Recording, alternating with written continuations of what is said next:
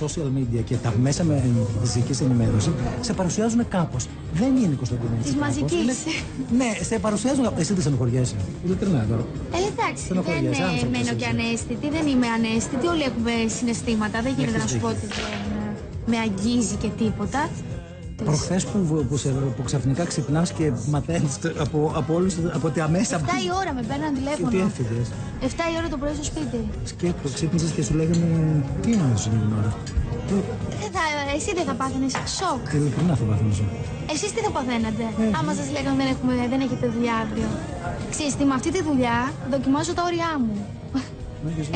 Έτσι νιώθω. Μαθαίνεις ξαφνικά από όλο τον κόσμο ότι κόβεται η εκπομπή, δεν έχετε εκπομπή. Τι το πίστεψες, σε παίρνουν τηλέφωνο, πώς έγινε? Με πήραν τηλέφωνο, έτσι το έμαθα. Με πήραν τηλέφωνο. Τι να πεις? Τι να πω, γέλασα. Δεν σου πέρασε από το μυαλό ότι μπορεί και να ισχύει? Όχι. Γιατί. Πώς να σημαίνει κάτι τέτοιο? Εκνευρίζεσαι, πες μου ειλικρινά. Όχι. Δεν εκνευρίζομαι, γελάω πια. Γράφουνε τόσα κουλά που μόνο γελάω. Δεν μπορώ να κάνω αλλιώς. Κύριε Σούσουλα, Γεια σας, είστε για καλό λόγο εδώ? Πάντα. Το λέει και ο διευθυντής μου. Μα διευθυντής σας είναι? Έχει φέρει το συνεργείο εδώ από το Μέγκα. Θα κάνετε μια δήλωση για μένα? Θα πάω μετά, θα πάω. Έρχομαι. Να πείτε 2 λόγια.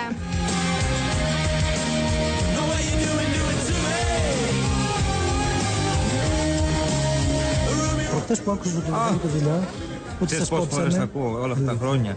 Για το καλοκαιρινό τι άκουγα? Ότι κοβόμαστε την πρώτη εβδομάδα. Όχι, τώρα προχτές που ήταν σοβαρό. Τώρα η εκπομπή για όλη τη σεζόν και να σου λέει ξαφνικά το πίστεψες εσύ όλα. Ξέρεις τι γίνεται? Εγώ ευτυχώς ξύπνησα το μεσημέρι της Δευτέρας. Επομένως είδα το αποτέλεσμα μετά από. Δηλαδή είδα όλη την ιστορία και ολοκληρωμένη. Πού το γνώρισες το Σεφερλή?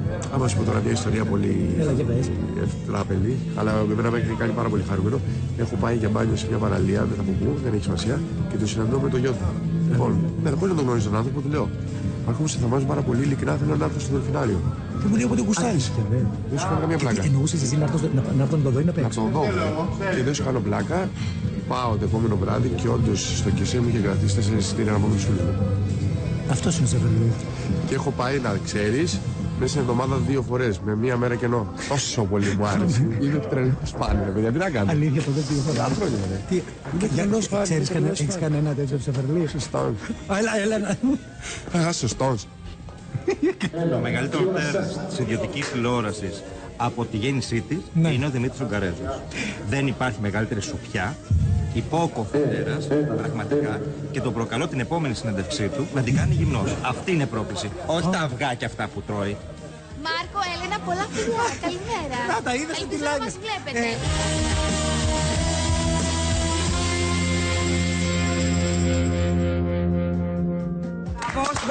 Σπουδίζεις στα παρασκήνια. Τώρα να πούμε στον Σταματόπουλο ότι έχει σκεφτεί να κάνει την επόμενη συνέντευξη γυμνός, αλλά θα είναι ταινία μεγάλου μήκους. Οπότε δεν μας συμφέρει.